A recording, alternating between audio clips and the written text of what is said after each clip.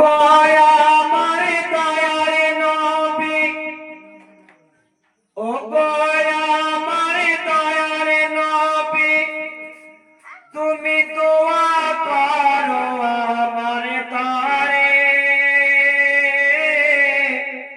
তোমারই দোয়া কবুল হবে আল্লাহ তাআলার কাছে।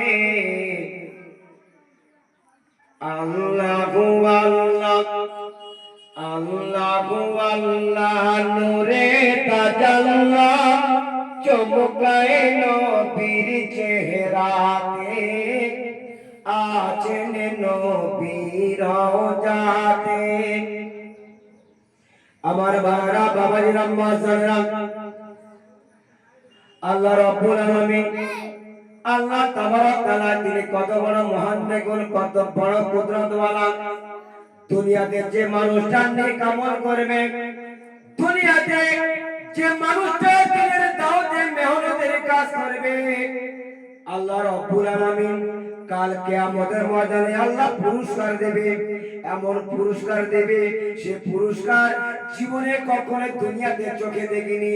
কোন মানুষ তাকে সুঘ্রাণ নেয়নি, কোন মানুষ তাকে স্বাদ বলতে পারবে না।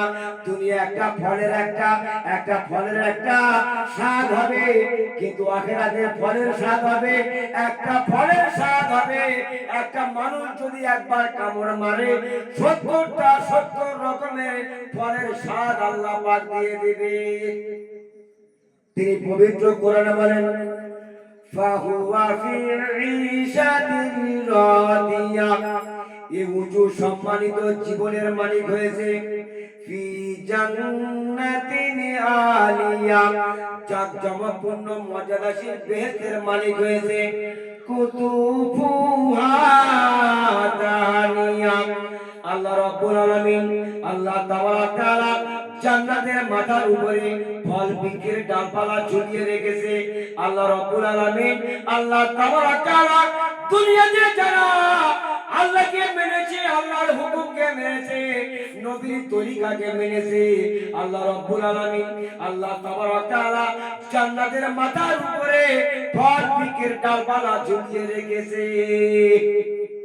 একটা আঙুরের কাঁদি এত বড় লম্বা হবে, একটা কাজ যদি বা কাঁদির প্রথম থেকে 1 বছর যদি ছুটতে থাকে, কাঁদির শেষ সীমানা পর্যন্ত পৌঁছাতে পারবে না। আল্লাহ রাব্বুল আলামিন, আল্লাহ তাবারক তাআলা পবিত্র কোরআনে ঘোষণা করেছেন, কুলু আশরাবু হানিয়াম বিমা আসলাফতু ফি আইয়ামিল খালিয়া। এখন খাও, পান করো, যা কিছু তুমি দুনিয়াতে পরিশ্রম করেছিলে, তুমি কোরআন পড়েছিলে, তুমি গজল পড়েছিলে, দিনের দাওয়াত দিয়েছিলে, মেহনত করেছিলে, রাতে ইবাদত করেছিলে, তুমি তাহাজ্জুদ পড়েছিলে, আমি আল্লাহ রাব্বুল আলামিন, আমি আল্লাহ তাবারক তাআলা আজ তোমার জন্য ফল বৃক্ষের ডালপালা জান্নাতের মাথার উপরে ঝুলিয়ে রেখেছি তোমাদের জন্য। সুবহানাল্লাহ, সুবহানাল্লাহ।